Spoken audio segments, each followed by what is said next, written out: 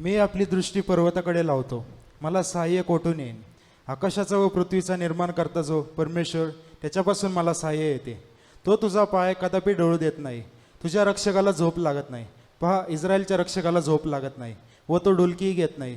परमेश्वर तुझा रक्षक आहे. परमेश्वर तुला तुझ्या उजव्या हाताला सावली आहे.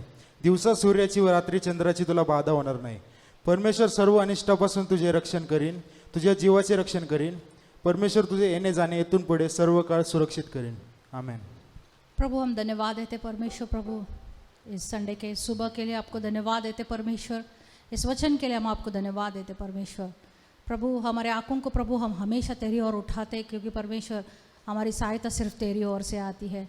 परमेश्वर हम धन्यवाद देते प्रभु, तू हमारा रक्षक है, इसके लिए धन्यवाद देते हैं। हमें हर एक विपत्ति से प्रभु तू हमें रक्षा करता है, हमारी प्राणों का रक्षा प्रभु तू करता है, इसके लिए धन्यवाद देते परमेश्वर।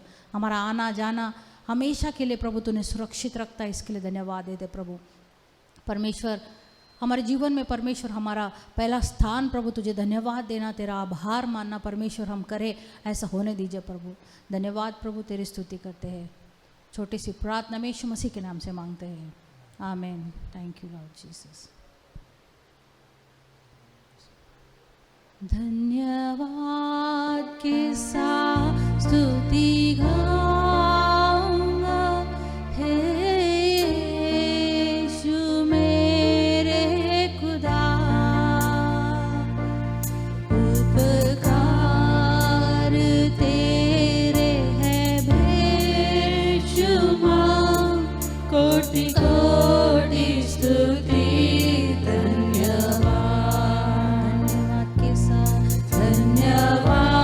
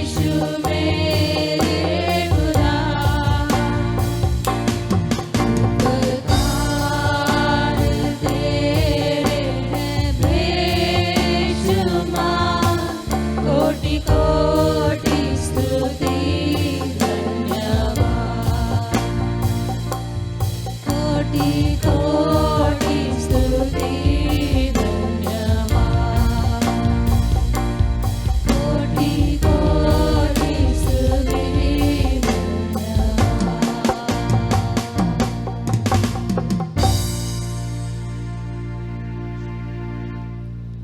Hallelujah, hallelujah, praise lord. Praise खरोखर तो परमेश्वर खूप महान आहे. हालेलुया. कारण आज पुन्हा एकदा त्या परमेश्वराने आम्हा सर्वांना त्याच्या सानिध्यामध्ये एकत्रित केलेलं आहे. हालेलुया. आपण गीत गाऊया, तू ही रब है तू ही सब है. कारण तो काल होता, आज आहे आणि युगानुयुग सारखा परमेश्वर आहे. हालेलुया. आमेन. तू ही रब है तू ही सब है, तू ही कथा तू ही अब है, तू ही सबसे अलग है. करते हैं तुझको हम सलाम, सबसे ऊंचा है वो नाम, उसको करते हम प्रणाम, सबसे ऊंचा है वो नाम. यीशु नाम, यीशु नाम, यीशु नाम, यीशु नाम, यीशु नाम. ला ला ला ला ला ला ला ला ला ला ला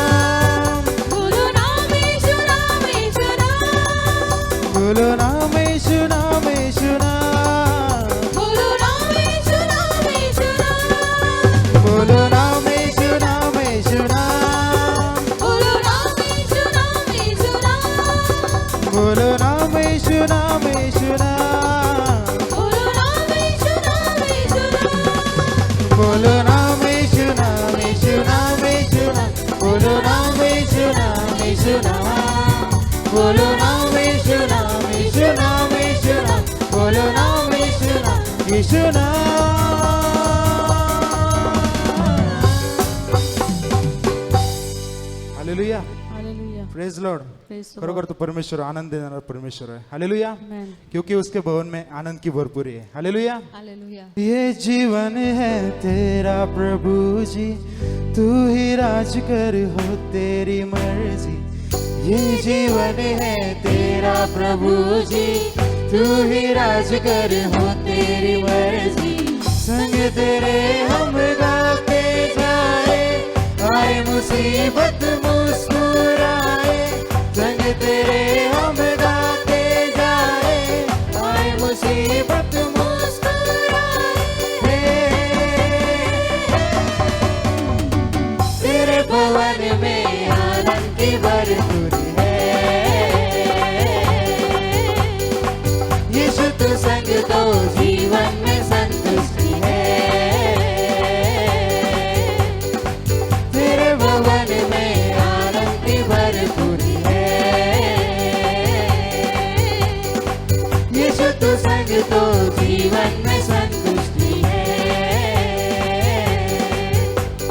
भरपूरी भरपूरी आनंद की भरपूरी, भरपूरी भरपूरी आनंद की भरपूरी। संतुष्टि संतुष्टि यीशु में संतुष्टि, संतुष्टि संतुष्टि यीशु में संतुष्टि। भरपूरी भरपूरी आनंद की भरपूरी, भरपूरी भरपूरी आनंद की भरपूरी। संतुष्टि संतुष्टि यीशु में संतुष्टि, संतुष्टि संतुष्टि यीशु में संतुष्टि। तेरे भवन में आनंद की भरपूरी है।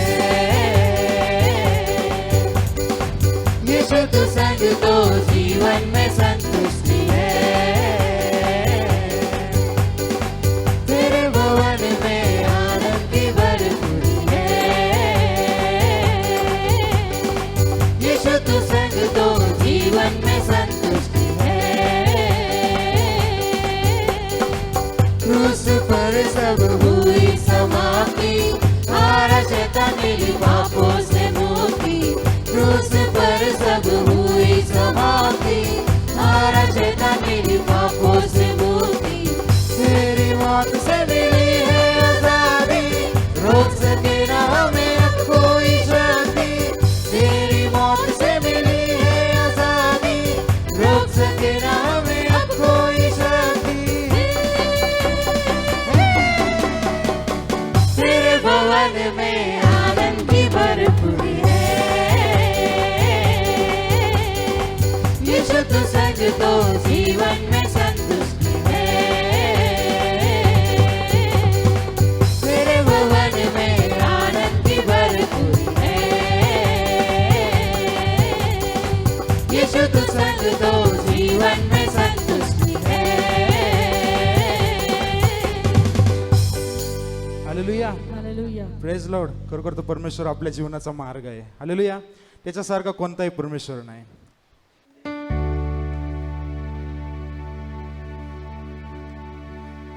मार्ग सत्य और जीवन तू ही है, जग की ज्योति तू जग से बढ़कर है. मार्ग सत्य और जीवन तू ही है, जग की ज्योति तू जग से बढ़कर है.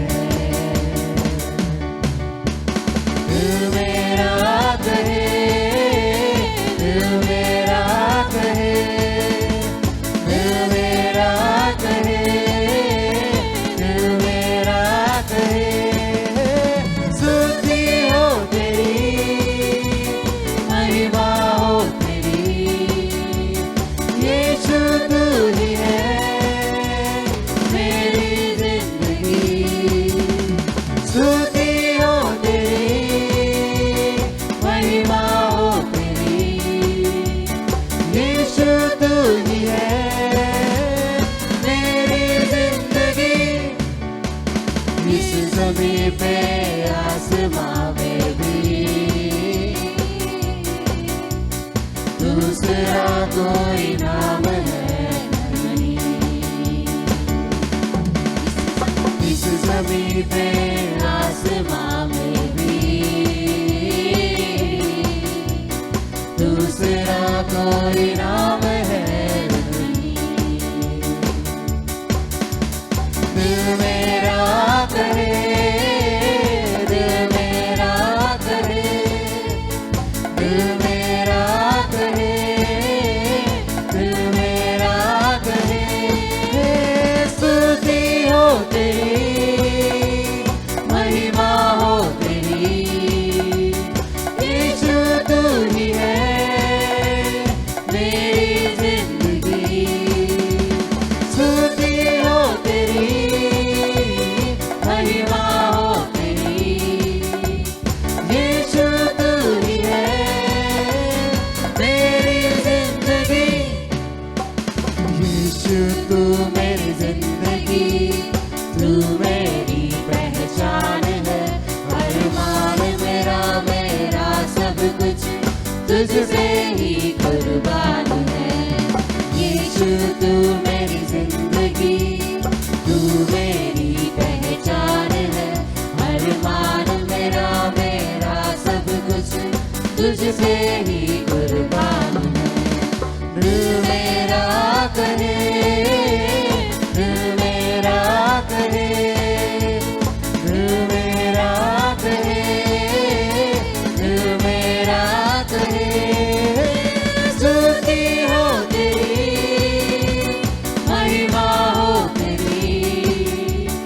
यीशु तू ही है मेरी जिंदगी, स्तुति हो तेरी, महिमा हो तेरी।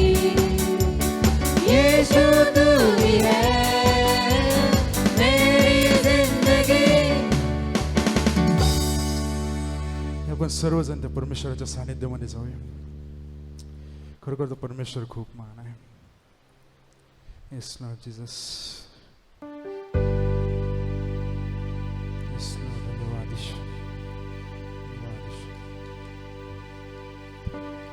टूट कर बिखरने न देगा मुझे यीशु मसीह का प्यार, जिसने अकेला न छोड़ा मुझे, कैसा अनोखा प्यार. टूट कर बिखरने न देगा मुझे यीशु मसीह का प्यार, जिसने अकेला न छोड़ा मुझे, कैसा अनोखा प्यार. माँ की तरह मुझे थामेगा वो, गिरने न देगा मुझे, मेरे आँखों के आंसू को पोंछेगा वो, बाहों में लेगा मुझे। माँ की तरह मुझे थामेगा वो, गिरने न देगा मुझे, मेरे आँखों के आंसू को पोंछेगा वो, बाहों में लेगा मुझे। मेरी निर्बलता में मेरी सामर्थ, यीशु मसीह का प्यार, जिसने अकेला न छोड़ा मुझे, ऐसा अनोखा प्यार. मेरी निर्बलता में मेरी सामर्थ, यीशु मसीह का प्यार, जिसने अकेला न छोड़ा मुझे, ऐसा अनोखा प्यार. माँ की तरह मुझे थामेगा वो, गिरने न देगा मुझे, मेरे आँखों के आंसू को पोंछेगा वो,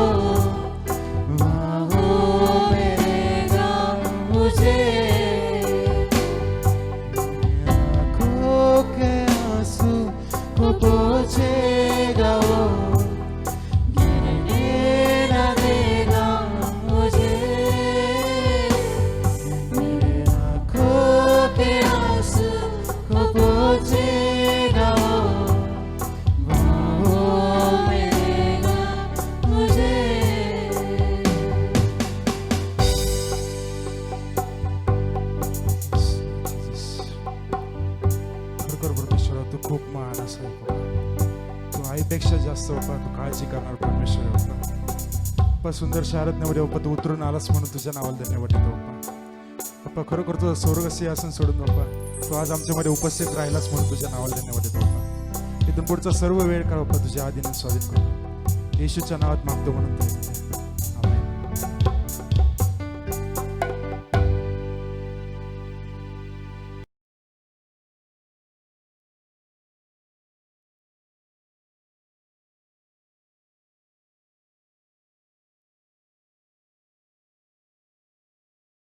प्रेज द लॉर्ड.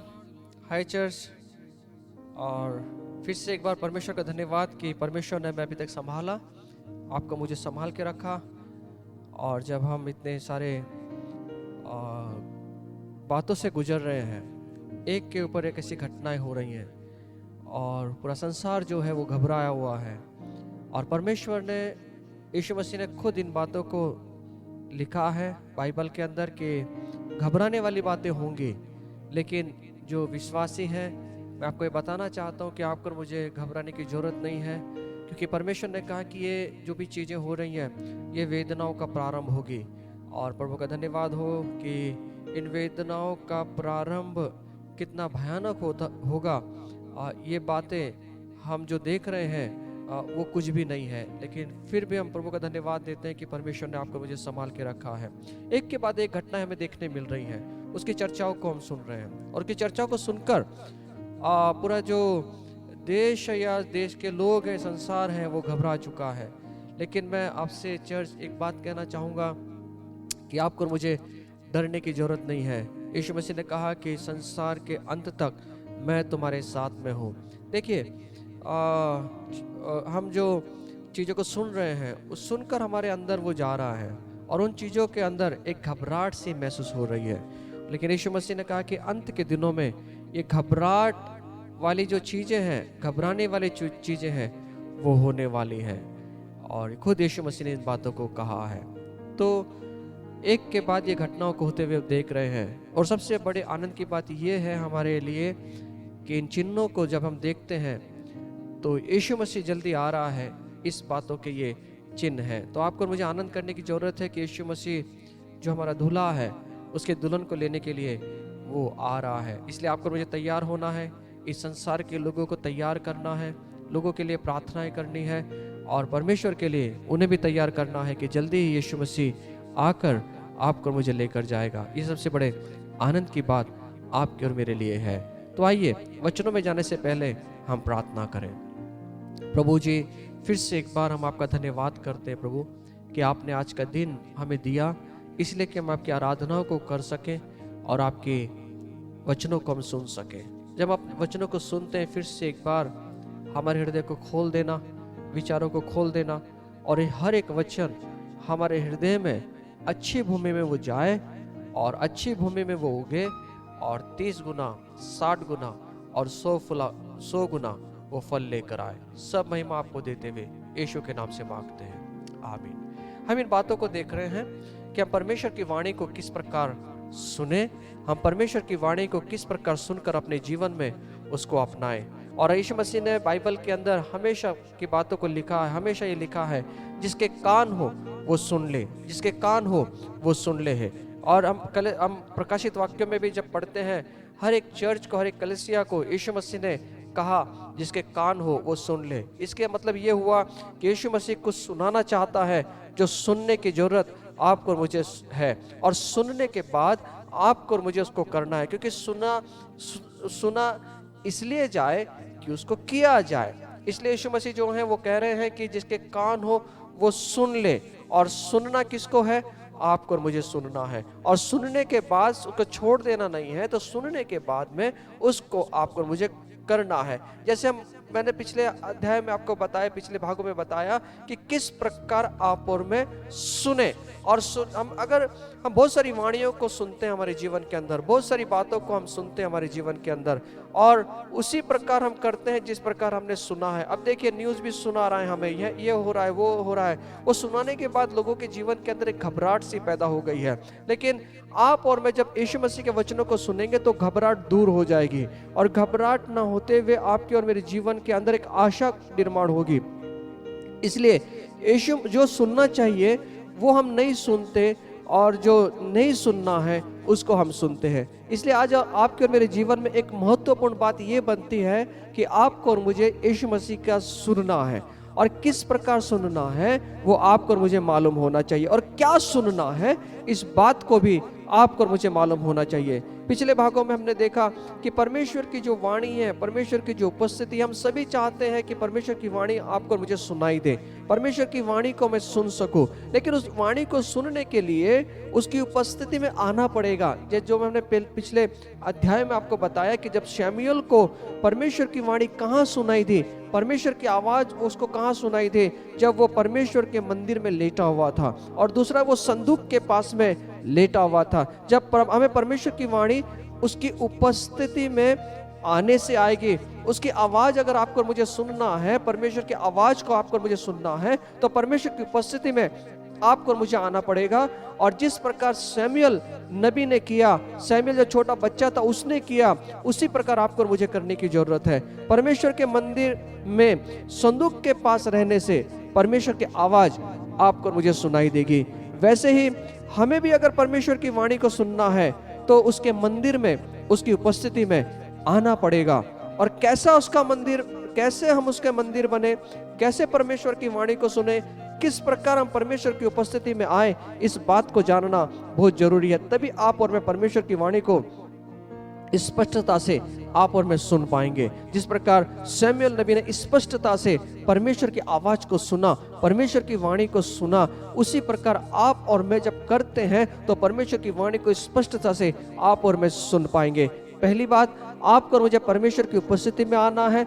दूसरी बात, आपको और मुझे परमेश्वर की उपस्थिति में रहकर अपने कानों को खुला रखना है, जिसकी वजह से मैं और आप परमेश्वर की वाणी को सुन सके। अब परमेश्वर का मंदिर है कौन है, हम किस प्रकार मंदिर में जाएं? परमेश्वर का वचन कहता है, पहला कुरिन्थियों का पत्र 6 अध्याय और 19 वचन के अंदर परमेश्वर का वचन कहता है, क्या तुम नहीं जानते कि तुम्हारी देह पवित्र आत्मा का मंदिर है जो तुम में बसा हुआ है और तुम्हें परमेश्वर की ओर से मिला है, और तुम अपने नहीं हो, क्योंकि दाम देकर मोल लिए गए हो, इसलिए अपनी देह के द्वारा परमेश्वर की महिमा करो।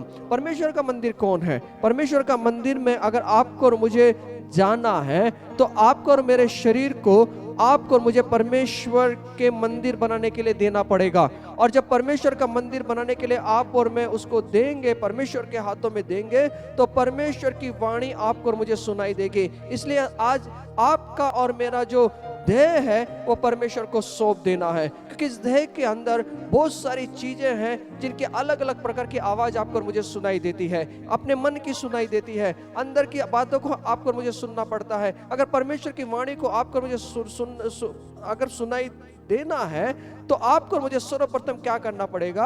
अपने खुद के शरीर को परमेश्वर का मंदिर बनने के लिए देना पड़ेगा। जब आप और मैं परमेश्वर को अपना देह दे देंगे, अपना शरीर दे देंगे और उसे कहेंगे कि यीशु मेरे शरीर को तेरे लहू से धो के शुद्ध और पवित्र कर, तब ये जो शरीर है आपका और मेरा, जो ये देह आपकी और मेरी, ये परमेश्वर का मंदिर बन जाएगी। और जब परमेश्वर का मंदिर ये बन जाएगी तब आप और मैं परमेश्वर की वाणी को स्पष्टता से आप और मैं सुनेंगे। और परमेश्वर की उपस्थिति में इस मंदिर को रखना पड़ेगा। आप इस बात को जानना बहुत जरूरी है। मंदिर में, इस देह रूपी मंदिर में पवित्र आत्मा आने के बाद भी बहुत बार हमारे जीवन के अंदर अनेक चीजों को हम अपने जीवन में ग्रहण कर लेते हैं और उसकी आवाज, वो भी आवाज आपको और मुझे सुनाई देती है। इसलिए अगर आपको और मुझे स्पष्टता से परमेश्वर की वाणी को सुनना है तो आपको और मुझे परमेश्वर की उपस्थिति में इस देह को लेकर बैठना पड़ेगा। क्योंकि जब हम मंदिर में बैठते हैं, जब परमेश्वर के मंदिर में बैठते हैं,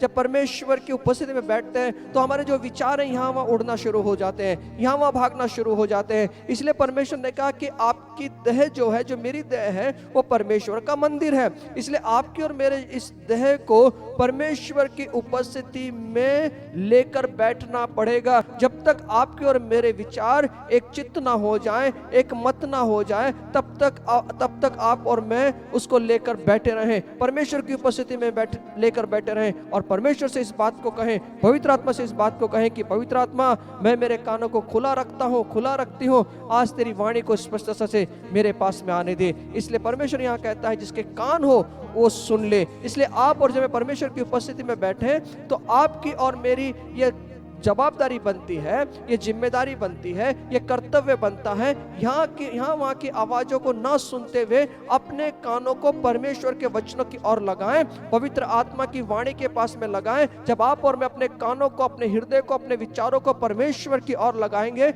उसकी वाणी की ओर लगाएंगे, तब स्पष्टता से आप और मैं उसके वाणी को सुन सकेंगे। इसलिए आज अगर आपको मुझे परमेश्वर की वाणी को सुनना है तो मेरे देह को, जो पवित्र आत्मा का मंदिर है, उसको परमेश्वर की उपस्थिति में लाना पड़ेगा। इसलिए 1 कुरिन्थी 3:16 में भी इसी बात को लिखा है, क्या तुम नहीं जानते कि तुम परमेश्वर का मंदिर हो और परमेश्वर का आत्मा तुम में वास करता है। क्यों वास करता है? परमेश्वर की बातों को बताने के लिए। यदि कोई परमेश्वर के मंदिर को नष्ट करेगा तो परमेश्वर उसे नष्ट करेगा, क्योंकि परमेश्वर का मंदिर पवित्र है और वह तुम हो। इसलिए परमेश्वर यहाँ कहता है, परमेश्वर का जो आत्मा है वो हमारे शरीर में वस्ती करना चाहता है, निवास करना चाहता है। इसलिए उसको बुलाइए, इस शरीर को उसका निवास स्थान होने के लिए दीजिए। जब आपका और मेरा शरीर परमेश्वर का निवास स्थान बनेगा तो परमेश्वर की मधुर वाणी जो है आपको मुझे सुनाई देने लगेगी। इसलिए 2 कुरिन्थी 6:16 में भी इस प्रकार लिखा है, और मूर्तियों के साथ परमेश्वर का मंदिर का क्या संबंध, क्योंकि हम तो जीवते परमेश्वर का मंदिर है, जैसे परमेश्वर ने कहा है। आपको और मुझे परमेश्वर ने जीवते परमेश्वर का मंदिर होने के लिए बनाया है।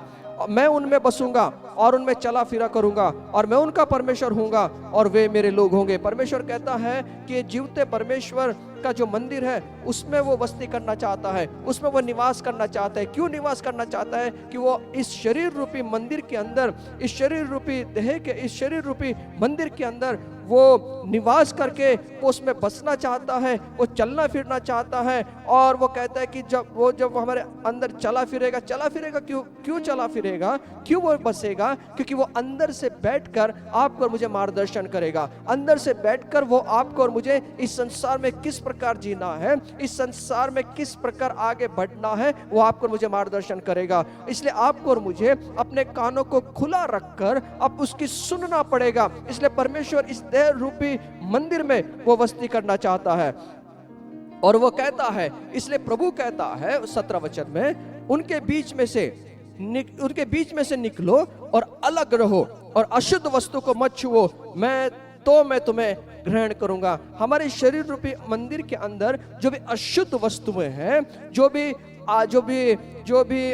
अशुद्ध वस्तुएं हैं, उसको परमेश्वर निकालने के लिए कहा है। और आपको मालूम होगा जब यीशु मसीह एक बार मंदिर को साफ करने के लिए आए, जब यीशु मसीह ने मंदिर का हाल देखा तो वहां पे सब व्यापारी बैठे हुए थे, वो व्यापार करने के लिए बैठे हुए थे। यीशु मसीह इस बात को देखकर वो चिढ़ गए और यीशु मसीह कहते हैं कि मेरा जो मंदिर है मेरा जो मंदिर है वो जो व्यापार का केंद्र बन गया, वो चोरों की गोहा बन गया। और परमेश्वर वहां चिढ़ते हुए दिखाई देते हैं, क्रोधित हुए दिखाई देते हैं। उन्होंने सब व्यापार के जितने भी वहां चीजें थी उसको सब उलट पलट कर दिया और वो चिढ़ गए। और उन्होंने सब जो मंदिर के अंदर जो ऐसी वस्तुएं थी जिसके अंदर चहल पहल हो रही थी, जिसके अंदर जहाँ परमेश्वर की उपस्थिति होना था, वहां बाकी सब व्यापार चल रहा था, बाकी सब चीजें चल रही थी। इसलिए यीशु मसीह ने सबसे पहले वहां पे मंदिर को साफ करते हुए दिखाई दिया।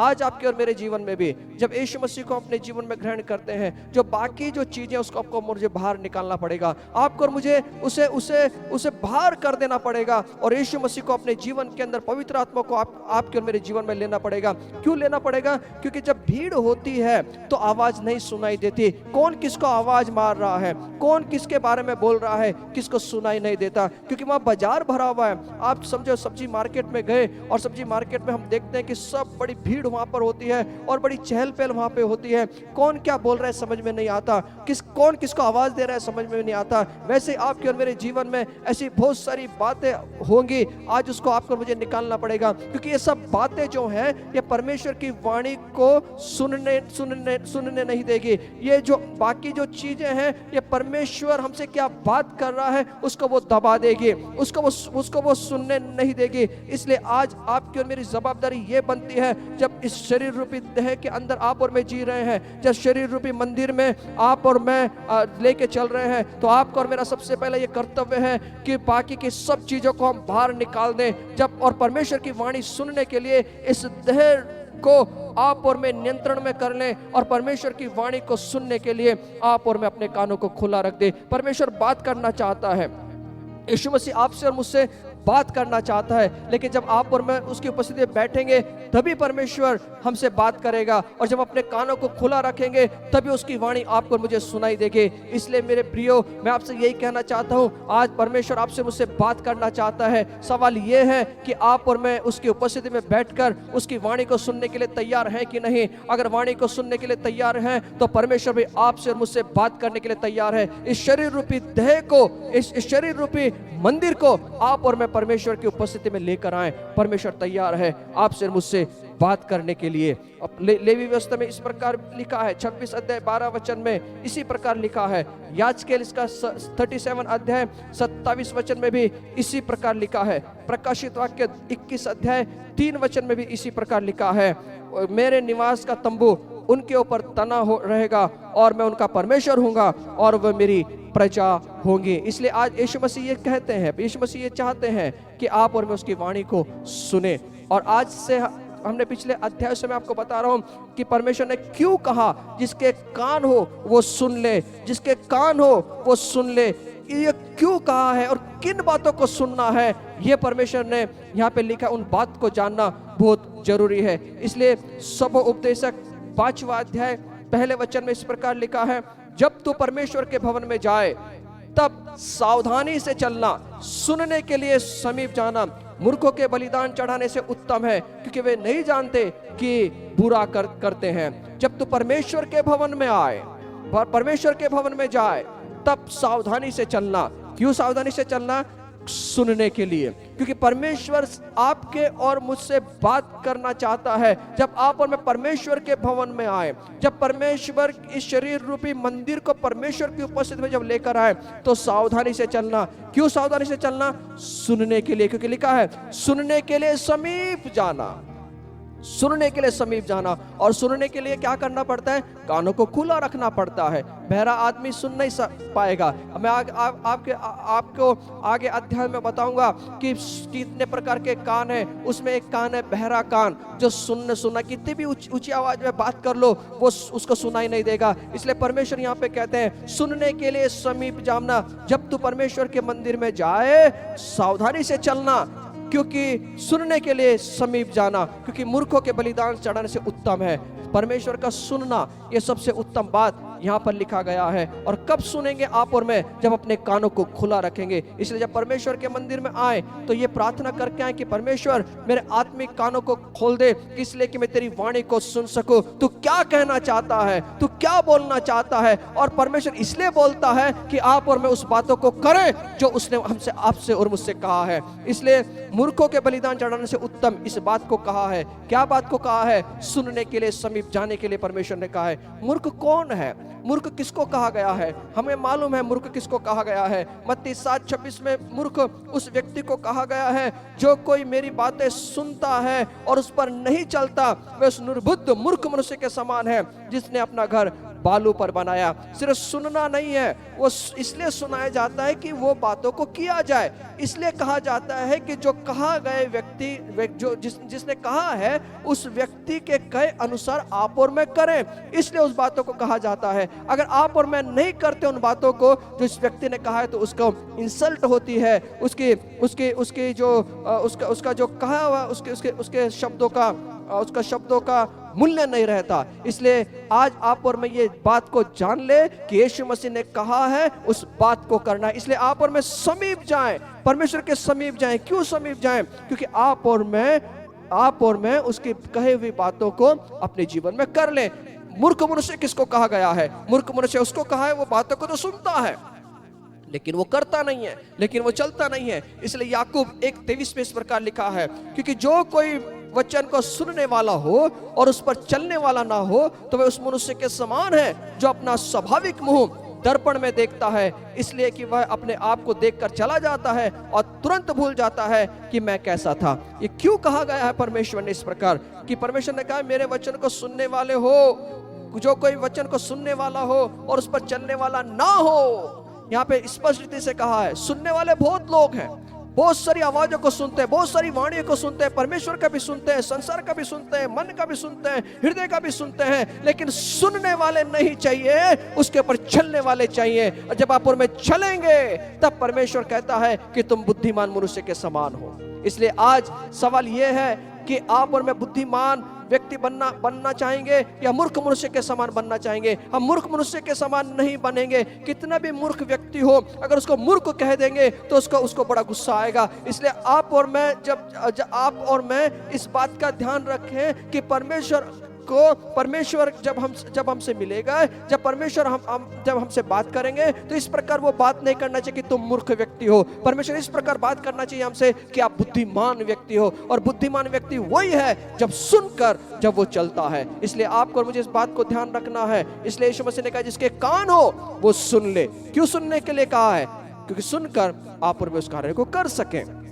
और याजकेल 33 अध्याय और 32 वचन में भी इस प्रकार लिखा है, तू उनकी दृष्टि में प्रेम के मधुर गीत गाने वाला और अच्छा बजाने वाला सा ठहरा है, क्योंकि वे तेरे वचन सुनते तो हैं परंतु उन पर चलते नहीं। ये जब चर्च में आते हैं या परमेश्वर के किसी लोगों के पास में बैठते हैं तो ऐसा लगता है कि बाप रे कितना धार्मिक व्यक्ति है, कितना परमेश्वर के वचन को मानने वाला। और इनके जो वचन है वो मुंह पाठ है, वो बोल देते हैं वचन को, इतना धड़ाधड़ वचन को बोलते हैं कि बाइबल को खोलने की भी जरूरत नहीं पड़ती, इतने वचन उनको याद रहते हैं। लेकिन वो यहाँ पे वही लिखा है, उनकी दृष्टि में प्रेम के मधुर गीत गाने वाला और अच्छा बजाने वाला सा ठहरा। मतलब ऐसा लगता है कि बहुत आत्मिक व्यक्ति है, लेकिन वो आगे कहता है क्योंकि वे तेरे वचन सुनते तो हैं परंतु उन पर चलते नहीं हैं। इसलिए आप और मैं कभी भी दिखावटी अपने जीवन को ना जिए।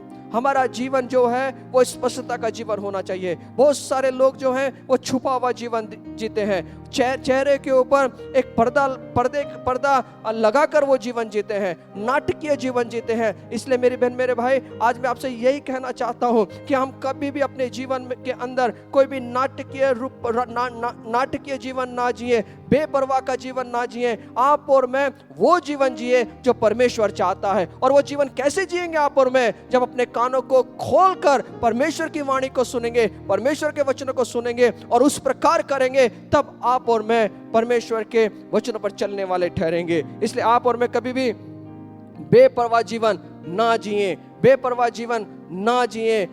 इस परमेश्वर यहाँ पे इसी बात को आपके और मेरे जीवन में कहता है। देखिए, आपने एक बार मत्ती 22 और 5 वचन के अंदर जब परमेश्वर ने वहाँ पे एक दुष्टांत से बात करते हैं, परमेश्वर मसीह कहते हैं कि वहाँ पे एक भोज रखा गया और लोगों को आमंत्रित दिया गया भोज के लिए, लेकिन कोई लोग हैं जिन्होंने अपने मन पर वो बातों को नहीं ली। मत्ती 22:5 में इस प्रकार लिखा है, परंतु वे अपेक्षा करके चल दिए, कोई अपने खेत को, कोई अपने व्यापार को। मतलब किसी ने भी अपने जीवन के अंदर वो जो राजा था उसकी बात को अपने जीवन में नहीं अपनाया। वो उन्होंने अपेक्षा किया, अपेक्षा मतलब उसकी बात को गंभीरता से नहीं लिया। चलता है रोज का जीवन, चलता है ना, चलने दीजिए, उसकी बात को गंभीरता से नहीं लिया। और हमको मालूम है फिर आगे दृष्टांत में क्या परमेश्वर कहते हैं। वहां पे फिर उन्होंने जो सड़कों पर थे उनको लेकर आए और भोज में उनको शामिल किया। इसलिए यहाँ पे जो दृष्टांत लिखा गया है मेरे बहन मेरे भाई, वो इस प्रकार दृष्टांत लिखा गया है कि आप और मैं अपने जीवन को बेपरवाह जीवन ना बनाए, गंभीरता से लें उन बातों को। कौन सी बात गंभीरता से लेनी है? तो परमेश्वर के वचन को। आज वायरस चारों ओर फैला हुआ है और हमें टीवी पर दिखाया जा रहा है, हमें अलग अलग न्यूज़ों में दिखाया जा रहा है, सावधानी बरतिए, ये मत कीजिए, वो मत कीजिए, मास्क को लगाइए और हाथों को अच्छे से साफ कीजिए। ये सावधानी बरतने के लिए कह रहे हैं और वो उस बात को हम कर रहे हैं। क्यों कर रहे हैं? अपने जीवन में सावधानी बरतने के लिए, हमारे जीवन में हमें उस वायरस के चपेट में ना आ जाए, इसलिए उस बातों को कर रहे हैं। वो कह रहे हैं, हम सुन रहे हैं और उस बात को कर रहे हैं और अपने जीवन में वो कर रहे हैं, इसलिए आप और मैं आज बच गए हैं। और मेरी बहन मेरे भाई, आप और मैं वैसे ही करना है। जिस प्रकार हमें अलग अलग बातों को सुनाई दे रही है, वैसे परमेश्वर के वचनों को आपको और मुझे सुनना है। और जब हम आप और मैं करेंगे सावधानी के साथ में, तो मैं कहता हूं मेरे बहन मेरे भाई, इस जिंदगी में जितने भी घबराहट देने वाली चीजें हैं ना, वो हमारे जीवन को असर नहीं कर पाएगी। क्यों असर नहीं कर पाएगी? क्योंकि परमेश्वर का वचन जो इससे भी गंभीर वचन है, वो हमारे जीवन में है। वो उसको लेकर हम अपने जीवन को अपना रहे हैं। और बहुत सारे लोग कहते हैं कि आप ह्यूमैनिटी पावर बढ़ाओ, humanity very good, humanity power बढ़ाना चाहिए, हमें व्यायाम करना चाहिए, सुबह उठकर हमें अलग अलग चीज़ों को अपनाना चाहिए, ह्यूमैनिटी पावर बढ़ाना चाहिए। लेकिन मैं आपको उससे भी ज़्यादा एक बात बताना चाहता हूँ, आत्मिक ह्यूमैनिटी पावर भी बढ़ाना है। अगर आत्मिक ह्यूमैनिटी पावर नहीं बढ़ाया तो शायद आप और मैं पीछे रह जाएंगे, शायद कोरोना के वायरस से बच जाएंगे, लेकिन परमेश्वर का जो चीजें उससे बच नहीं पाएंगे। इसलिए ह्यूमैनिटी पावर जो है, आत्मिक ह्यूमैनिटी पावर जो बढ़ाना है, तो परमेश्वर के वचनों से आती है। और परमेश्वर का वचन कैसे आएगा? सुनने के द्वारा आएगा। सुनने के द्वारा अपनाने के बाद में उसकी ह्यूमैनिटी पावर बढ़ेगी। इसलिए आज मैं आपसे यही कहना चाहता हूं, अपने कानों को खोलकर परमेश्वर की उपस्थिति में बैठकर उसकी वाणी को सुनने के लिए तैयार हो जाएं। वाणी कहां से आएगी? उसके वचन से आएगी। इसलिए मैं आप एक बात कहना चाहता हूं, मत्ती 13 अध्याय 9 वचन के अंदर लिखा है, जिसके कान हो वो सुन ले। क्या सुनना है? अब यीशु मसीह ने यहां पर कहा जिसके कान हो। अब यहां से आगे हम देखेंगे कि परमेश्वर ने कहां पर कहा है। यीशु मसीह ने जिसके कान हो वो सुन ले, सिर्फ इतना नहीं कहा, वहां पे उसके आगे और उसके पीछे में कुछ बात है जिसको सुनने के लिए परमेश्वर ने कहा है। हम सिर्फ इतना ही पढ़ लेते हैं, जिसके कान हो वो सुन ले। नहीं मेरे बहन मेरे भाई, उसके आगे और उसके पीछे कुछ बात है जो सुनने के लिए परमेश्वर ने आपको मुझे कहा है। सिर्फ इतना नहीं कहा, उसके आगे पीछे देखना पड़ेगा। इसलिए आज हम देखेंगे परमेश्वर ने यहाँ पे क्यों कहा। मत्ती 13 अध्याय 9 वचन के अंदर जिसके कान हो वो सुन ले, क्यों कहा परमेश्वर ने? इसका उत्तर आपको मुझे यहाँ पे दिखाई देता है। क्या सुन ले? मत्ती को शुभ वर्तमान 13 अध्याय 1 से 8 वचन, मत्ती को शुभ वर्तमान 13 अध्याय 8 से 23 वचन। यहाँ पर सुनने के लिए कहा है। क्या सुनने के लिए कहा है? यीशु मसीह ने यहाँ पे बीज बोने वाले का दृष्टांत जो है उसके बारे में यहाँ पर बात किया गया है। यहाँ पे बात की है परमेश्वर ने, और इस बात को आपको मुझे समझना है, इस बात को आपको मुझे जानना है। पहली बात, क्या सुनना है? अब ध्यान से इन बातों को सुने। यीशु मसीह ने, फिर से मैं दोहराऊंगा, कहा है जिसके कान हो वो सुन ले। क्या सुन ले? तो बीज बोने वाले के दृष्टांत को सुन ले। यहां पर परमेश्वर ने कहा, अपने कानों को खुला करके इन बातों को आपको मुझे सुनना पड़ेगा। मत्ती 13 18 से 23 वचन। पहला 18 वचन में देखते हैं, अब तुम बोने वाले का दृष्टांत का अर्थ सुनो। यहां पे देखो, सुनने के लिए कहा है। सुनो। कैसे सुनना है? कान से, कान खोलकर सुन लो।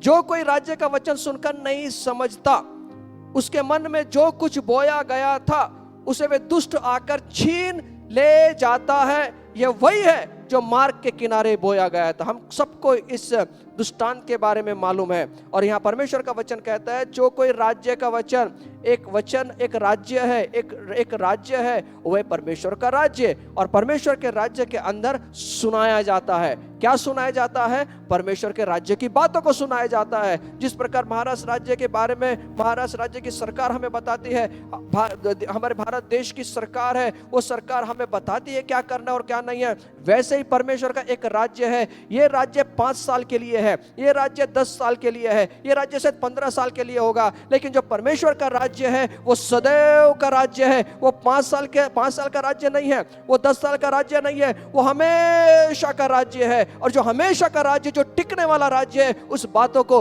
आपको और मुझे सुनना पड़ेगा। जब हम सुनते हैं तो हमारे जीवन के अंदर एक बहुत बड़ी परमेश्वर की बेदारी हमारे जीवन में आएगी। इसलिए आपको और मुझे सुनना है। क्या सुनना है? उसके राज्य के वचन को। वचन मतलब क्या है? शब्द है। वचन मतलब क्या है? यीशु मसीह है। उसके शब्द को आपको मुझे सुनना पड़ेगा।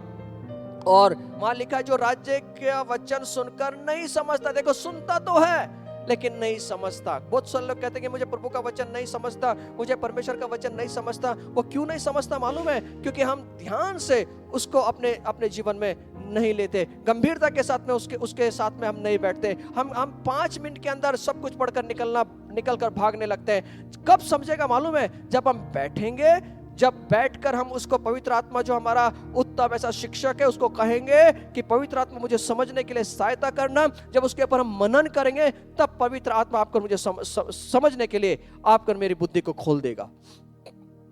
इसलिए परमेश्वर के राज्य के वचन को समझना बहुत जरूरी है, और नहीं समझेंगे तो शायद आप और मैं पीछे छूट जाएं। इसलिए आज मैं आपसे ये कहना चाहूंगा, परमेश्वर के राज्य का एक वचन है, उसको सुनना है। यहाँ पे लिखा वचन को सुनकर जो नहीं समझता उनके जीवन में क्या होता है, जो कुछ भी बोया गया था, वचन जो है ये बीज बोला गया है परमेश्वर के वचन में, ये बीज के रूप में कहा गया है। ये वचन आता है, ये बोया जाता है और वह दुष्ट आकर छीन ले जाता है। बहुत हिंदी में बहुत अच्छा शब्द कहा है, छीन ले जाता है। छीनने का मतलब मालूम है? छीना किसको जाता है? आपने बहुत सारी कहानियों को पढ़ा होगा, बहुत सारी घटनाओं को आपने पढ़ा होगा, समाचार में पढ़ा होगा, न्यूज में देखा होगा। छीनते को या जब दो भाई मोटरसाइकिल पे जा रहे हैं, दो लोग लड़के मोटरसाइकिल पे जा रहे हैं और किसी बहन के गले में अगर सोने का हार है उसको वो छीन कर भागते हैं।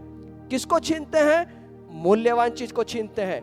मूल्यवान चीज को छीन कर वो भागते हैं। किसी के हाथ में अगर पर्स है, किसी के हाथ में अगर लैपटॉप है, हमने देखा है बहुत सारी घटनाओं को हमने देखा है, हमें समाचार पत्रों में भी पढ़ा है, न्यूज में भी देखा है कि दो लड़के लोग आते या एक लड़का आता है, वो बैग को छीन कर वो भाग जाता है। क्यों बैग को छीनता है? क्योंकि उसके अंदर मूल्यवान चीज है, उसको मालूम है इसके अंदर मूल्यवान चीज है। कोई भी चोर वो कबाड़ नहीं लेकर जाएगा, वो रद्दी छीन कर नहीं भागेगा। वो रद्दी लेकर क्या करेगा? लेकिन जो चोर है वो मूल्यवान चीजों को लेकर भागता है। और दुष्ट जहां पर लिखा है, दुष्ट जो है वो छीनता है। क्या छीनता है? परमेश्वर के वचन को जो बोया गया है, जो नहीं समझता है उसको छीनता है। क्यों छीनता है? क्योंकि परमेश्वर का वचन सोने से भी मूल्यवान है। परमेश्वर का वचन जो है वो मोतियों से भी मूल्यवान है। एक बार यीशु मसीह दाखलों में कहा, दृष्टांतों में कहा, एक आदमी ने पूरे एक खेत के एक छोटा मोती लेने के लिए अपना सब कुछ बेच दिया उस मोती को प्राप्त करने के लिए। क्योंकि मोती की जानकारी उसी को होती है जो मोती को पहचानता है, मोती को जानता है। लेकिन वो जो दुष्ट है उसको मालूम है परमेश्वर का वचन मूल्यवान है, लेकिन एक इंसानी है जो परमेश्वर के वचनों को मूल्य नहीं समझता। एक इंसानी है जो परमेश्वर के वचनों को गंभीरता से नहीं लेता। देखिए, बाइबल पढ़ने के लिए लोगों के पास में टाइम नहीं है। आज भी इतने दिनों से हम घरों के अंदर हैं, लेकिन आज भी नया नियम जो है वो पढ़कर नहीं हुआ है। आज भी पुराना नियम पढ़कर नहीं हुआ है। हम सिर्फ अटके हुए भजन संहिता 121, भजन संहिता 91, बस परमेश्वर यही हम उसको पाठ कर लिया। और अधिक हुआ, हम बहुत ज्ञानी हैं तो अधिक हुआ तो परमेश्वर की प्रार्थना भी पाठ कर ली हमने। अभी भी परमेश्वर के वचन को हमने उतनी गंभीरता से नहीं लिया जितनी हमें लेना चाहिए था। हम बाकी को सब टाइम दे रहे हैं, न्यूज को टाइम दे रहे हैं, हम सब कुछ देखने के लिए टाइम दे रहे हैं, उसका प्रचार हम सुनने के लिए टाइम दे रहे हैं, लेकिन खुद परमेश्वर के वचनों को हम नहीं पढ़ रहे हैं। मैं आपकी बात नहीं कर रहा हूं दोस्तों, मैं उन लोगों की बात कर रहा हूं जिसने अभी तक बाइबल को उठाकर नहीं देखा, जिसने अभी तक बाइबल को पूरा पढ़ने के लिए अभी तक अपने जीवन में उसने गंभीरता से नहीं लिया। और दुष्ट ये जानता है, दुष्ट को मालूम है, और दुष्ट जो है वो परमेश्वर के वचन को जानता है, परमेश्वर के वचन के मूल्य को जानता है। संसार की सबसे ज्यादा मूल्यवान चीज क्या होगी? ये परमेश्वर का वचन। ये उस दुष्ट जानता है, इसलिए वो क्या कर रहा है देखो, इसलिए वो दुष्ट आकर छीन ले जाता है। क्या छीनता है? परमेश्वर के वचन को, क्योंकि उसको मालूम है एक बार इसके जीवन में ये वचन आ गया, इसका जीवन बदल जाएगा। क्या बदल जाएगा मालूम है? उसका जीवन बदल जाएगा। और दुष्ट का जो प्रभाव है उसके जीवन पे नहीं चलेगा। दुष्ट की चाल जो है उसके जीवन में नहीं चलेगी। दुष्ट की जो जलते बाण हैं, जो जलते तीर हैं, वो उसके जीवन में नहीं चलेंगे। ये दुष्ट जानता है, क्योंकि जिस मनुष्य के जीवन में परमेश्वर के वचन डल गए, परमेश्वर के वचन पढ़ गए, परमेश्वर का वचन उसके अंदर चला गया, वो अगर वो बात को समझ गया तो अपने जीवन को वो पूरी तरह से सही रखेगा परमेश्वर के वचन के अनुसार। और ये दुष्ट नहीं चाहता।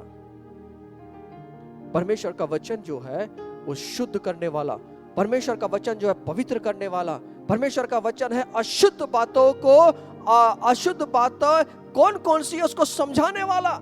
कहां पे दोस्ती रखनी है, कहां पे दोस्ती नहीं रखनी है, कहां पे संगति में जाना है, कहां पे संगति में नहीं जाना है, क्या व्यभिचार है, क्या पाप है, हर एक बात की समझ परमेश्वर का वचन आपको मुझे देगा। लेकिन दुष्ट चाहता है आप और मैं इस बात को ना समझे। इसलिए यीशु मसीह ने क्या कहा मालूम है? यीशु मसीह कह रहे हैं जिसके कान हो वो सुन ले। क्या सुन ले?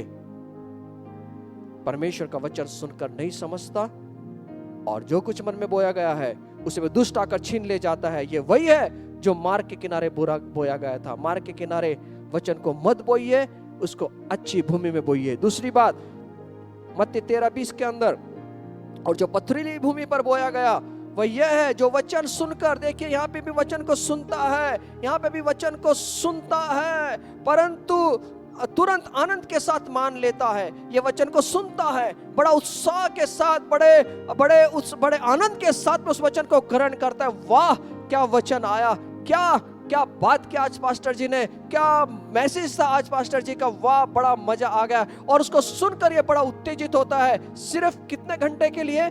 45 मिनट के लिए, आधे घंटे के लिए बड़ा उत्साहित हो जाता है। उसके बाद में क्या होता है मालूम है? पर अपने में जड़ ना रखने के कारण वह थोड़े ही दिन का है, और जब वचन के कारण क्लेश उपद्रव होता है तो तुरंत ठोकर खाता है। देखिए परमेश्वर के वचन को सुनना, इसलिए यीशु मसीह कह रहे हैं जिसके कान हो वो सुन ले। क्या सुनना है? ये बात को सुनना है।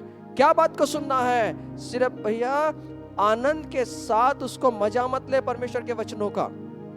अरे कुछ मैंने देखा है जो प्रचारक हैं, जो हंसी दिलाते हैं, उनको बड़ा कॉमेडी मजा करते हैं तो उनको बड़ा मजा आता है उनको सुनने के लिए। वाह क्या कॉमेडी से बात किया पास्टर जी ने, बड़ा मजा आया, नाचते हैं। लेकिन जब उनको आप बाहर लेके जाओगे, आज पास्टर जी ने क्या बताया, सिर्फ उनको एक ही बात है कि कॉमेडी की बात याद रहेगी उनको, बाकी वचन क्या बोला उनको याद नहीं रहे। मैं आपकी बात नहीं कर रहा हूँ, मुझे समझिए मैं किसकी बात कर रहा हूँ। जो वचन को नहीं समझता उनकी बात कर रहा हूँ। आप वचन को क्या पढ़ा है आज वचन के बारे में?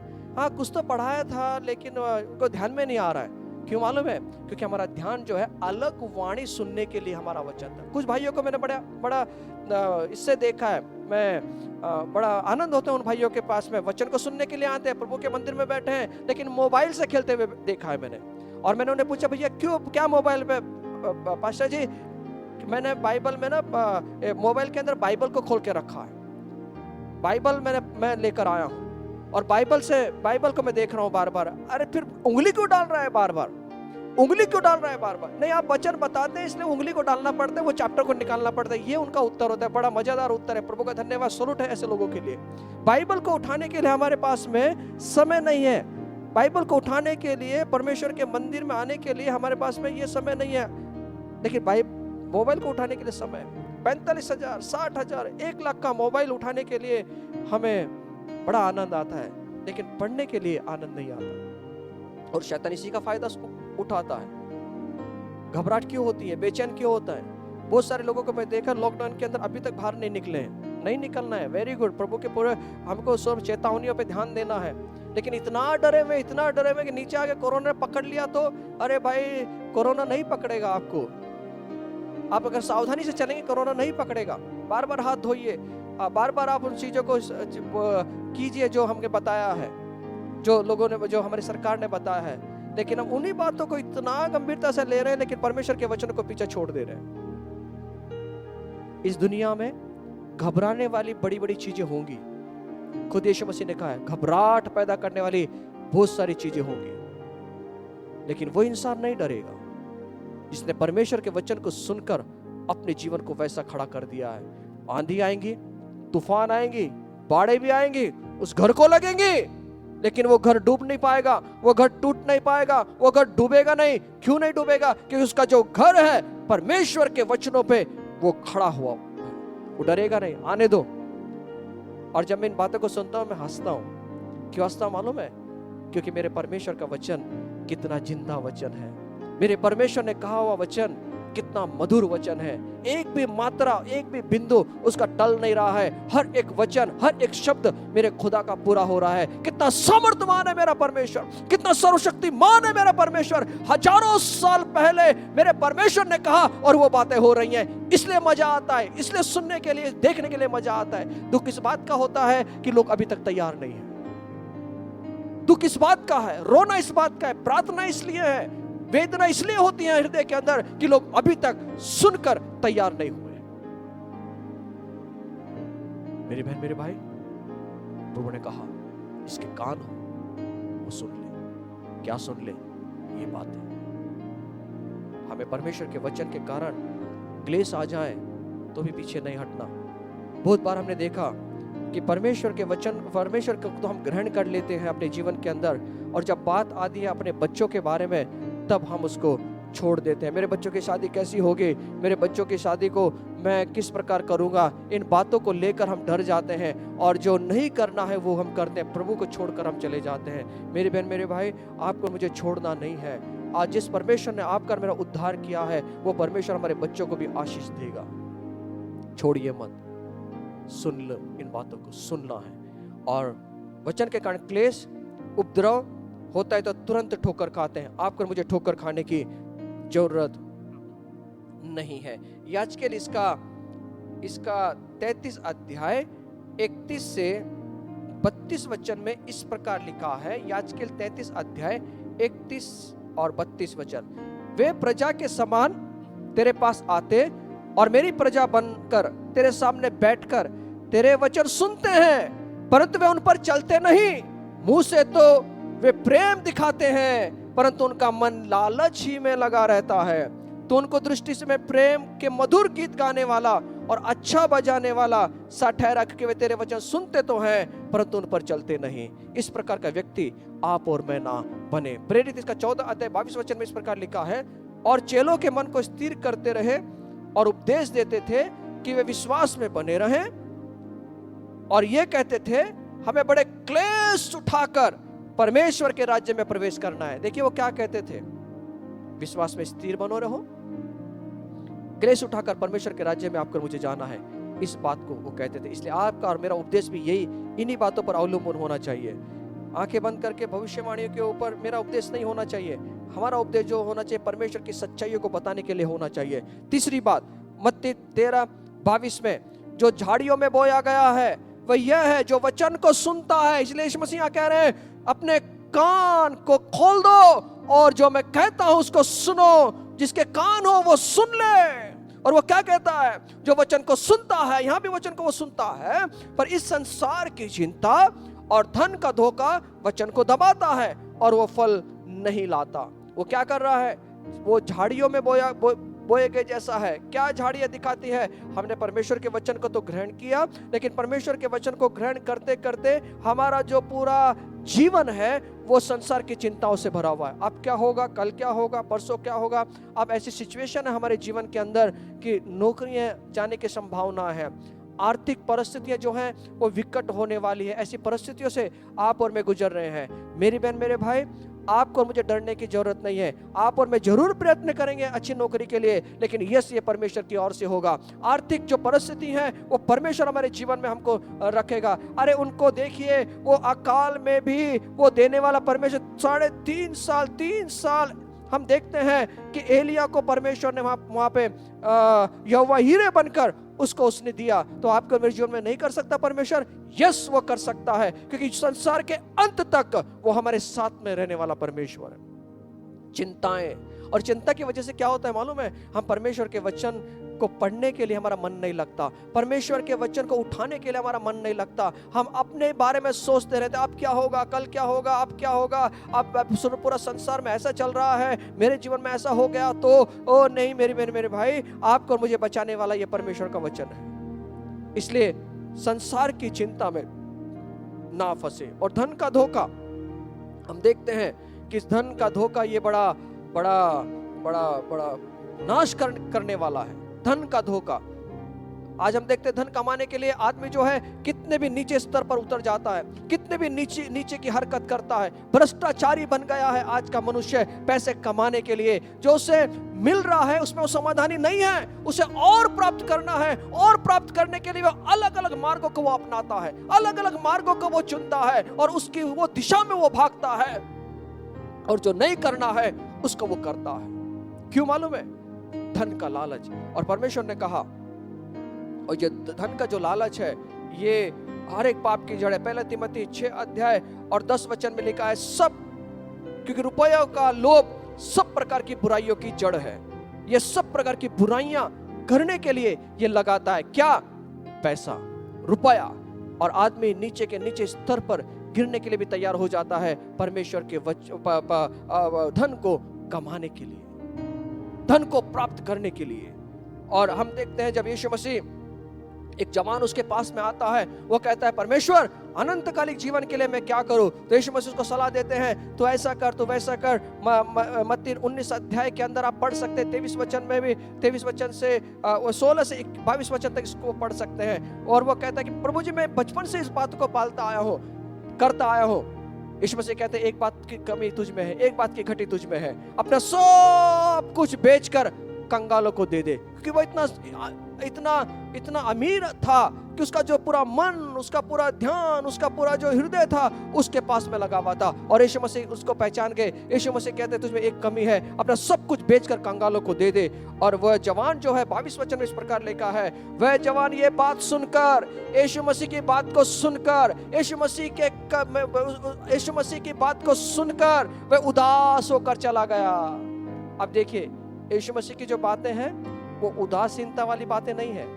यीशु मसीह की बातें हैं अनंतकालिक जीवन देने के लिए उसकी बातें हैं। और हम इस संसार का सोच रहे हैं, 60, 70, 80 साल के बारे में सोच रहे हैं। यीशु मसीह हमेशा के जीवन के बारे में कह रहा है। और ये यीशु मसीह की बातों को सुनकर वो उदास हो गया। बहुत सारे लोग हैं परमेश्वर यीशु मसीह की बातों को सुनकर उदास हो जाते हैं। कठिन है। कुछ लोगों को मैंने बोलते हुए सुना, यीशु मसीह की बातें ना बड़ी कठिन होती हैं। क्या कठिन? वो बोलता है अपने पिता मर गया है, उसको भी गाड़ने मत जा। कितनी कठिन बात बोल दी है, ये नहीं होगा हमसे। अरे मेरी बहन, मेरे भाई, परमेश्वर कहाँ क्या बात कर रहा है उसको समझ लीजिए। मुझसे नहीं होगा। परमेश्वर की बातें बहुत कठिन है। कठिन नहीं है। यीशु मसीह का वचन कहता है उसकी कोई भी आज्ञा कठिन नहीं है, उसकी कोई भी आज्ञा कठिन। यीशु मसीह कह रहा है रोज का क्रूस उठाकर चल। ओ मेरी बहन, मेरे भाई, क्रूस उठाने के लिए चल रहा है। लोग बोलते हैं कि नहीं, बड़ा कठिन बोला है प्रभु ने, बड़ी वेदनाएं होती हैं क्रूस उठाने के लिए। और यही तो मार्ग है जो अनंतकालिक जीवन के लेकर जाएगा। यही तो मार्ग है जो परमेश्वर के राज्य की ओर आपको मुझे लेकर जाएगा। इस बात को समझना, जिसके कान हो वो सुन ले। हमारे पास में कान है, प्रभु ने अच्छे कान दिए, प्रभु का धन्यवाद। आपको मुझे सुनाई भी देता है। इस बात को आपको मुझे सुनना है कि पवित्र आत्मा की वाणी है जो आपको मुझे सुनाई देती है। लेकिन बहुत बार लोग सुनने के बाद भी इन बातों को नहीं समझते, नहीं करते। और आपको मुझे भी, इसलिए रोमियो 12:2 में लिखा है, इस संसार के सदृश ना बनो। आपको मुझे सुनना है और उसके अनुसार आपको मुझे करना है।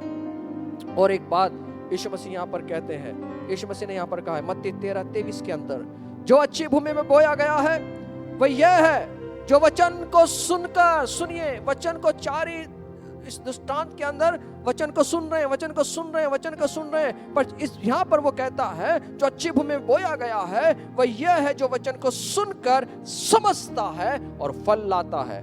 कोई 100 गुना, कोई 60 गुना, कोई 30 गुना। आज यही चाहता है परमेश्वर आपसे, मुझसे।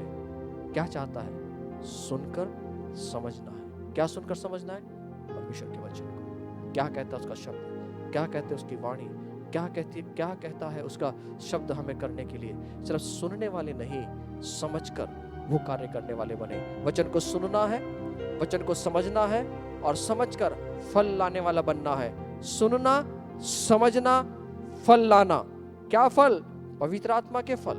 बहुत से लोग सुनते नहीं, कुछ सुनते हैं लोग सुनते हैं लेकिन सुनाने वाले को पागल ठहरा देते हैं। क्या सुना रहा है, क्या कह रहा है? बहुत सारे लोगों को हमने देखा है कि वो परमेश्वर के वचनों को सुनाते हैं लेकिन वो ठीक से उनको सुन नहीं पाते, उसकी मजाक करते हैं, परमेश्वर के वचनों की मजाक उड़ा देते हैं।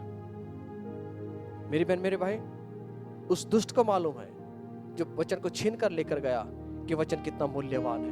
ये इंसान परमेश्वर के वचन को समझ ले कि वो इस संसार की सब धन दौलत भी अगर इकट्ठा कर ली उसका मोल नहीं कर पाएंगे, परमेश्वर के वचनों का मोल नहीं कर पाएंगे। आपको मुझे फल लाने वाला बनना है, इस बात को आपको मुझे समझना है। तो आइए कहें, जब आप और मैं घर में बैठे हुए हैं तो अपने पड़ोसी को कहें, अपने घर वाले को कहें, जिसके कान हो वो सुन ले। एक दूसरे को कहें, आप एक दूसरे की ओर अपने हाथों को मिलाएं, एक दूसरे की ओर देखें और कहें, जिसके कान हो वो सुन ले। क्या सुन ले? जो बातें आज यीशु मसीह ने इस वचन के द्वारा आपको और मुझे बताई है। इसलिए यशायाह 64:7 में लिखा है, कोई भी तुमसे प्रार्थना नहीं करता, ना कोई तुमसे सहायता लेने के लिए चौकसी करता है कि तुझसे लिपटे रहे, क्योंकि हमारे अधर्म के कामों के कारण तूने अपना मुंह छिपा लिया है और हमें हमारी बुराइयों के वश में छोड़ दिया है। यहाँ पर ऐसा दिखाई दे रहा है कि ये परमेश्वर के वचन को सुनते नहीं है, वो अपने ही कामों में व्यस्त है। आज बाइबल के वचनों को समझने के लिए उन्होंने अपने कान को नहीं लगाया। इसलिए यीशु मसीह ने क्या कहा मालूम? ये दृष्टांत को देने से पहले एक बात यीशु मसीह ने कहा मत्ती 13:13 के अंदर, मैं उनसे दृष्टांतों में इसलिए बातें करता हूं कि वे देखते हुए नहीं देखते और सुनते हुए नहीं सुनते और नहीं समझते।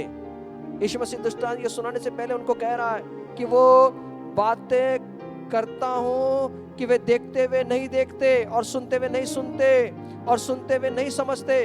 उनके विषय में यशायाह की यह भविष्यवाणी पूरी होती है, तुम कानों से तो सुनोगे पर समझोगे नहीं, आंखों से देखोगे पर तुम ना समझोगे, क्योंकि इन लोगों का मन मोटा हो गया है और वे कानों से ऊंचा सुनते हैं और उन्होंने अपनी आंखें मूंद ली हैं। कहीं ऐसा ना हो कि वो आंखों से देखें और कानों से सुने और मन से समझे और फिर जाएं और मैं उन्हें चंगा करूं। देखो, चंगा करने के लिए सुनना है, चंगा करने के लिए परमेश्वर की ओर मुड़ना है, उसको समझना है। पर धन्य है तुम्हारी आंखें कि वे देखती हैं, तुम्हारे कान कि वो सुनते हैं। परमेश्वर ने धन्य का उन कानों को जो परमेश्वर के वचनों को सुनता है और उस प्रकार करता है। क्योंकि मैं तुमसे सच कहता हूं, बहुत से भविष्यवक्ताओं ने और धर्मियों ने चाहा कि जो बातें तुम देखते हो देखें पर ना देखी, और जो बातें तुम सुनते हो सुने पर ना सुनी। प्रभु का धन्यवाद, हम सबसे महान ऐसे वर्ष में जी रहे हैं। क्यों कहा मैंने महान मालूम है? क्योंकि उनके पास में बाइबल नहीं था, उनके पास में प्रभु का वचन नहीं था। हमारे पास में बाइबल है, खुदा का वचन है। तो कौन महान हुआ? जिसके पास में खुदा के वचन है, प्रभु के वचन है। इसलिए यीशु मसीह ने कहा, मेरी भेड़ें मेरा सुनेगी, मेरे शब्द सुनेगी। हम उसकी भेड़ है, उसकी बातों को सुनेंगे। हम उसकी भेड़ है और जो उसकी भेड़ है उसकी सुनती है, उसका समझती है और उसी प्रकार वो करती है। तो आइए मेरे बहन मेरे भाई, फिर से एक बार, जिसके कान हो वो सुन ले। क्या सुना है? वो ध्यान दिया है। 4 बातें, इसमें मनन कीजिए आप घर में बैठ के अपने परिवारों के साथ में, और प्रभु आपको और अधिक प्रकाशन देगा इस बातों में। और मैं आपसे कहूंगा, सुनकर उसके अनुसार कीजिए। प्रभु आपको मुझे आशीष दे। आमीन।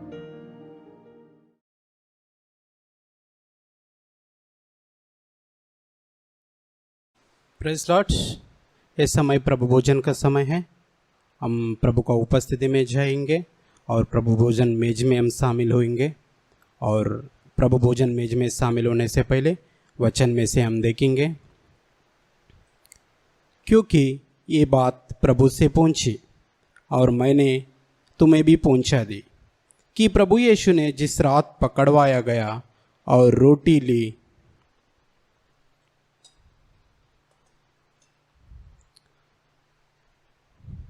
और धन्यवाद करके उसे तोड़ी।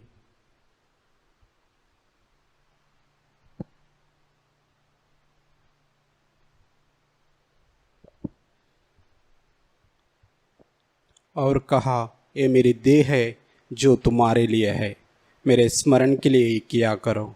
इसी रीति से उसने बियारी के पीछे कटोरा भी लिया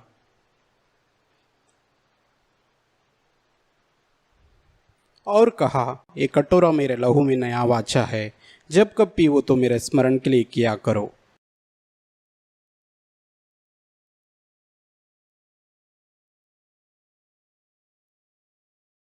क्योंकि जब कब तुम यह रोटी खाते हो और इस कटोरा में से पीते हो तो प्रभु की मृत्यु को जब तक वो ना आए प्रचार करते हो। इसलिए जो कोई अनुचित रीति से प्रभु का रोटी खाए या उसके कटोरे में से पिए, वो प्रभु की देह और लहू का अपराध ठहरेगा। इसलिए मनुष्य अपने आप को जांच ले और इसी रीति से इस रोटी में से खाए और इस कटोरा में से पिए। क्योंकि जो खाते पीते समय प्रभु की देह को ना पहचाने, वो इसी खाने और पीने से अपने ऊपर दंड लाता है। ये प्रभु का वचन यहाँ पर साफ कहता है। इस मेजे में शामिल होने से पहले अपने खुद को, अपना जीवन को आत्म परीक्षण करना है और मैं दिन दिन को प्रभु का उपस्थिति में बढ़ रहा हूँ, प्रभु का वचन के अनुसार मैं चल रहा हूँ। ये सारे बातें हम गहराई से बात चेक करना है और प्रभु भोजन में शामिल होना है। प्रभु जैसे पवित्र है, हमें भी पवित्र रहने के लिए प्रभु का वचन कहता है। इसलिए मेज में शामिल होने से पहले अपने आप को जांच लेना है। और मैं विश्वास करता हूँ आप लोग प्रभु भोजन मेज में शामिल होने से पहले तैयारी के साथ बैठे होंगे। हम प्रार्थना करके मेज में शामिल होंगे। प्रभु आपके नाम को धन्यवाद देते, मान महिमा गौरव सम्मान देते। प्रभु आप अद्भुत है, सर्वशक्तिमान अनुग्रहकारी पवित्र परमेश्वर है। प्रभु जी 2020 साल पहले हमारे लिए, हमारा पापों के लिए, हमारा शापों के लिए प्रभु आपने मारा गया, गाड़ा गया, फिर से तीसरे दिन जी उठा। प्रभु जी हम प्रभु जी इस मेज में शामिल होने के लिए प्रभु जी हमें शक्ति और अनुग्रह कर दीजिए प्रभु जी, और पवित्रता से इस मेज में शामिल होने की आपकी कृपा प्रभु जी, आपकी कृपा उंडेल दीजिए प्रभु जी। और आगे के ये सारे बात आपकी महिमा के लिए होने दीजिए प्रभु जी। आगे के समय आपके पवित्र हाथों में देते प्रभु। ये छोटी सी प्रार्थना प्रभु यीशु मसीह का नाम से मांगते प्रभु, आमीन। ईश्वराची दया कीर्ती सांगतीचा लागेना, न्याय तरी त्याची प्रीती सिंधुए वडी जाना। ईश्वराची दया कीर्ती सांगतीचा लागेना, न्याय तरी त्याची प्रीती सिंधुए वडी जाना। देव बोले प्रेमे पा, ताकी माझ्या वरी पा। देव बोले प्रेमे पा, ताकी माझ्या वरी पा। ताकी माझ्या वरी पा, ताकी माझ्या वरी पा।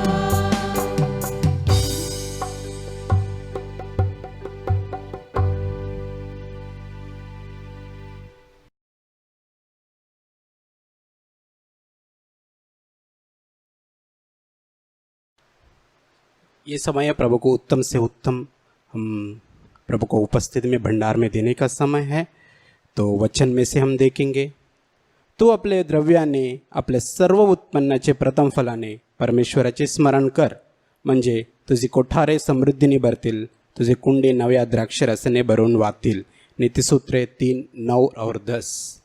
सेनाधीश परमेश्वर म्हणतो, माझा मंदिरात अन्न असावे म्हणून सगळा दशमांश तुम्ही भंडारात आणा, म्हणजे मी आकाश कपाटे उघडून जागा पुरणार नाही एवढा आशीर्वाद तुम्हाकरिता वर्षवतो की नाही, याविषयी माझी प्रतिती पहा। मलाकी 3:10। तसेच एदन माझ्या सामर्थ्याने वा बहुबलाने मी मिळवलेलं आहे असं तू मनात आणू नको, पण तू आपला देव परमेश्वर यांचे स्मरण ठेव। त्याने तुझ्या पूर्वजांशी शपथपूर्वक केलेला करार कायम राखण्यासाठी तो तुला आजच्याप्रमाणे धन प्राप्ति करून घेण्याची सामर्थ्य देता है। आमीन। तो प्रभु का वचन ये साफ रीति से हमें कहता है कि हम उत्तम से उत्तम प्रभु का भंडार में आनंद के साथ देना है और खुशी के साथ देना है, और इस देने की ओर से हम आशीषित पाते हैं। और प्रभु का वचन यहाँ पर साफ रीति से हमें बताती है। और देने का तरीका ये है कि आप गूगल पे कर सकते हैं, और नीचे स्क्रीन पे दिया हुआ IFSC कोड और अकाउंट नंबर नीचे दिया हुआ है, उसके ऊपर ट्रांसफ़र कर सकते हैं। प्रभु आपको आशीष दे। आमीन। तुम दिल में से बस गए, जिंदगी भर के लिए राजा बन गए। जीवन में ऐसा काम कर गए, पाप मेरे साप मेरे चलते बन गए। तुम दिल में से बस गए, जिंदगी भर के लिए राजा बन गए। जीवन में ऐसा काम कर गए, पाप मेरे साप मेरे चलते बन गए। दिल में जामे, होठों पे आंखों में तू है। दिल में जामे, होठों पे आंखों में तू है। दिल में जामे, होठों पे आंखों में तू है। दिल में जामे, होठों पे आंखों में तू है। तू ही है, तू ही है, तू ही है राजा, तू ही है, तू ही है, तू ही है, तू ही है राजा, तू ही है, तू ही है, तू ही है, तू ही है राजा, तू ही है, तू ही है, तू ही है, तू ही है राजा, तू ही है।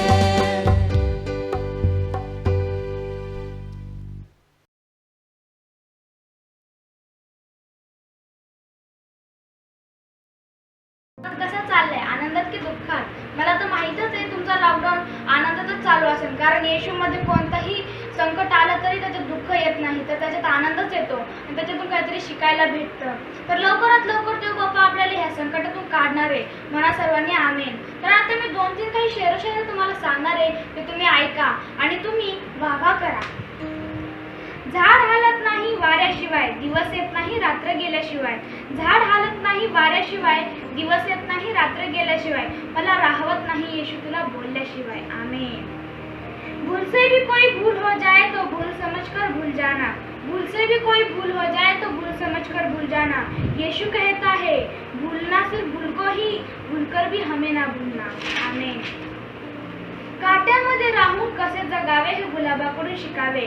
काट्यामध्ये राहून कसे जगावे हे गुलाबाकडून शिकावे. आणि दुःखी असलेल्या व्यक्तीला कसे हसवावे हे फक्त आणि फक्त येशूकडून शिकावे. आमेन. जीवन खूप सुंदर आहे, अनुभव तुम्हाला सांगत जाईल. जीवन खूप सुंदर आहे, अनुभव तुम्हाला सांगत जाईल. येशू म्हणतो प्रयत्न करायला विसरू नको, मार्ग तुला सापडत जाईल. आमेन. गुलाब पुष्प मिळवण्यासाठी काट्यांना जवळ करावं लागतं. गुलाब पुष्प मिळवण्यासाठी काट्यांना जवळ करावं लागतं. येशूला मिळवण्यासाठी संकटांना सामोरे जावं लागतं. आमेन. मैं यहाँ आया हूँ, मैं यहाँ यीशु के दरबार हूँ मैं तेरी स्तुति, दरबार हूँ मैं आराधना. तू जो जिंदा है मैं नाचूंगा, यीशु मैं नाचूंगा. तू है सच्चा गदैया, उसके हम मेरे हैं. हाय चढ़ाइयों में हमें चढ़ाता है. वादी पहाड़ी हम मेरे चलता है. आहा जहाँ पर शुक्र जयने बैठते हैं. ओहो यीशु है सच्चा गदैया, उसके हम भेड़े हैं. हाय चढ़ाइयों में हमें चढ़ाता है. Hallelujah amen, hallelujah amen, hallelujah amen, hallelujah amen. First, praise the Lord, thank you. Ilia suni sadive. Abadi abadi mantu sula kaya na piyan. Isune tingli laya na jaga. Isun tili abadi abadi mantu isula.